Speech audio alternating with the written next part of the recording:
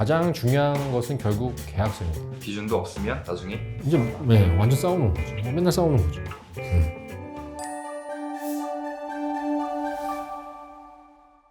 안녕하세요. 낭만로이어 신현승 변호사입니다. 오늘부터는 제가 대한변호사협회 전문 분야로 등록한 건설 분야에 관해서 촬영을 해보려고 합니다. 처음으로 말씀드릴 내용은 공사 도급계약 체결 시 유의사항입니다.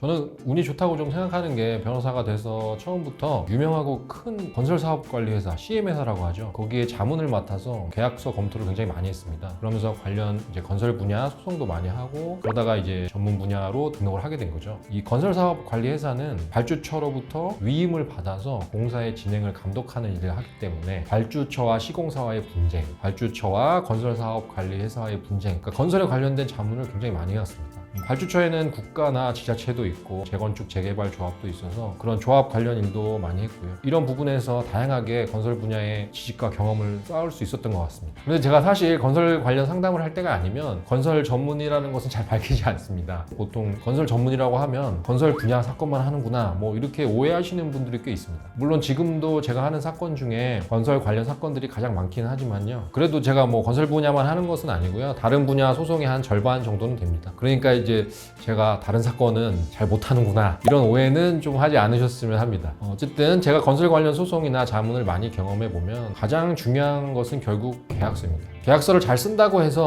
모든 분쟁을 대비할 수 있는 것은 아니지만 계약에서 정확히 정해놓은 부분이 있으면 그 부분에 관해서는 다툼이 생기기 어렵고 다툼이 있더라도 예상한 범위 내의 다툼일 가능성이 큽니다. 그래서 국가나 지방자치단체의 계약 그리고 중대형 건설사의 경우에는 내용도 많고 되게 자세한 계약서를 가지고 계약을 체결합니다. 그런데 아무래도 이제 회사가 아닌 개인이 발주해서 공사를 진행하는 경우에는 굉장히 단순하게 시공사를 믿고 시공사가 제공한 계약서 그대로 약정을 하는 경우도 있고요. 설계 도서나 내역서에 대한 이해가 좀 떨어져서 그 부분을 자세히 확인하지 않고 자기가 원했던 것과는 좀 다르게 계약을 체결하시는 경우도 있습니다. 이렇게 불분명하고 자세하지 않은 계약서를 가지고 공사를 시작하다 보면은 나중에 분쟁 상황이 자주 생기고 시공사와 발주자가 자기의 의견만을 주장해서 관철시키려고 하다 보면 감정이 상하고 서로 합의도 잘 안 돼서 결국 소송까지 이르는 경우가 꽤 많습니다. 발주자 입장에서는 공사의 진행에 따라서 설계나 자재를 변경하고 싶어 하는 경우가 발생하고 시공사는 자재 대금이나 인건비가 너무 올라서 공사 대금을 더 올려받고 싶어 하는 경우 아니면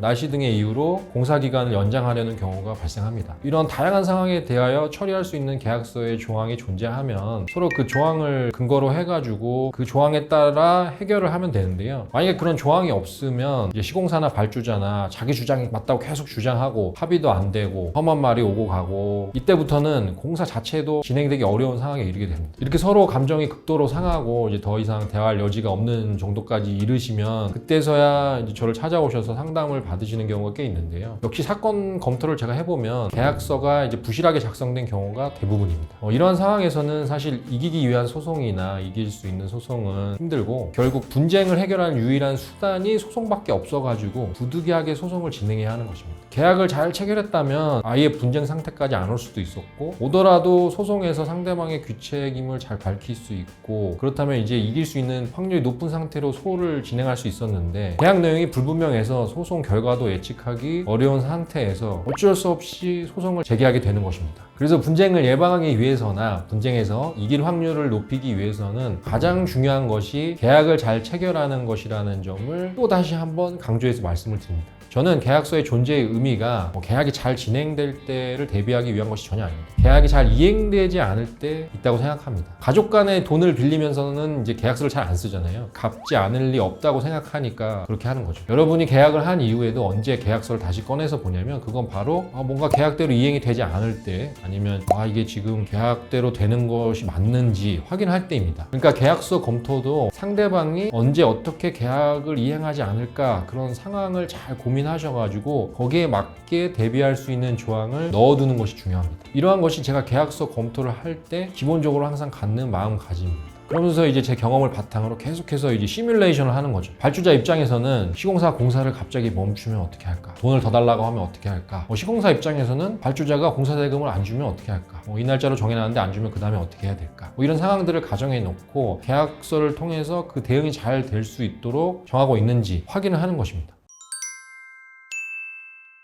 그러면 이제 공사 도급 계약서에 관해서 어떤 순서로 검토해 보면 좋을지를 말씀드려 보겠습니다. 계약의 목적, 이행 시기, 해지 사유, 손해배상 순으로 검토해 보시는 것을 추천드립니다. 앞에 두 가지는 어떠한 경우가 계약의 불이행인지를 결정하기 위한 기준이 됩니다. 뒤에 두 가지는 상대방이 계약을 이행하지 않을 때 우리가 무엇을 할 수 있느냐에 관한 것입니다. 먼저 계약의 목적을 살펴보면요. 계약의 목적은 이 계약을 통해서 이행받으려는 것이 무엇인가, 그것을 잘 정하는 겁니다. 그럼 발주자 입장에서는 이거는 공사 도급 계약이니까 완성된 건물을 받는 것이 계약의 목적이겠죠. 그렇기 때문에 발주자는 어떤 건물을 받을지 잘 정해놓는 것이 굉장히 중요합니다. 완성된 건물을 잘 특정하기 위해서 계약서나 설계 도서, 내역서, 구조계산서 이런 것들을 잘 포함시켜서 그 건물을 잘 표현해야 되는 거죠. 그래서 단순히 건물을 특정해 놓는 것뿐만 아니라 통상적으로 계약에는 그 건물을 짓는 데 들어가는 비용, 그것이 내역서로 해서 같이 들어가게 됩니다. 그러니까 계약서에는 건물의 특정과 함께 그 건물을 완성하는 데 필요한 비용의 구체적인 항목들이 함께 정해지는 것이죠. 이러한 건물의 특정이 왜 중요하냐면 나중에 공사 대금 조정에 있어서도 그 기존의 내역서의 항목들이 다 그대로 적용이 되고요. 그 하자 보수 청구나 채무불이행 손해배상 청구를 할 때도 특정된 건물과 다른 부분에 관해서 손해배상을 청구할 수 있게 되는 것입니다. 그런데 제가 상담을 해보면 많은 건축주 분들이 귀찮아서인지 이제 시공사를 믿어서인지 모르겠는데 이런 설계 도서나 계약서를 꼼꼼히 작성하는 것을 너무 대충 작성하시는 경우가 꽤 많습니다. 제가 볼 때는 처음에 시간도 없고 비용도 아깝고 해서 시공사를 그냥 믿고 설계까지 다 맡겨서 알아서 건축을 해달라 이렇게 맡기는 것이죠. 그러한 경우에는 대부분 결국 분쟁 상황이 발생하고 소송은 아니더라도 좋게 마무리되는 경우가 드뭅니다. 이러한 경우에는 결국 설계 도서와 내역서를 다시 공부하고 결국 소송을 하면서 더 많은 비용을 써야 하는 그런 결과에 이르게 되는 거죠.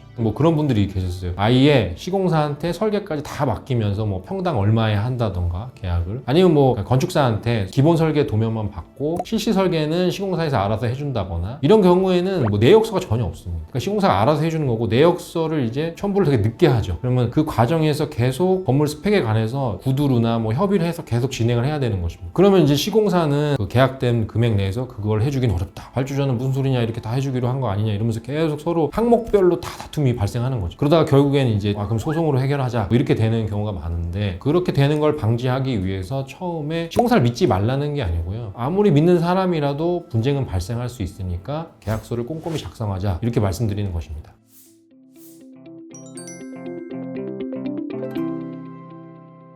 내가 하고 싶은 게 다 정해져 있고 계약서까지 작성하고 돈도 얼마 나온다, 이게 무조건 딱 정해져 있고 그 다음에 시작해야 된다. 그렇게 하는 게 좋다는 거죠. 그래도 과정 중에 다 바뀌는데 바뀔 때 기준이 될 수 있어요. 기존 설계 도서나 내역서가 다 기준이 돼서 거기에 기준해서 얼마로 올리고 이렇게 다 정해질 수 있는 것이기 때문에 처음 계약하실 때 그런 것들을 잘 정해놓는 것이 중요하다는 것이죠. 기준도 없으면 나중에 이제 완전 싸우는 거죠. 맨날 싸우는 거죠.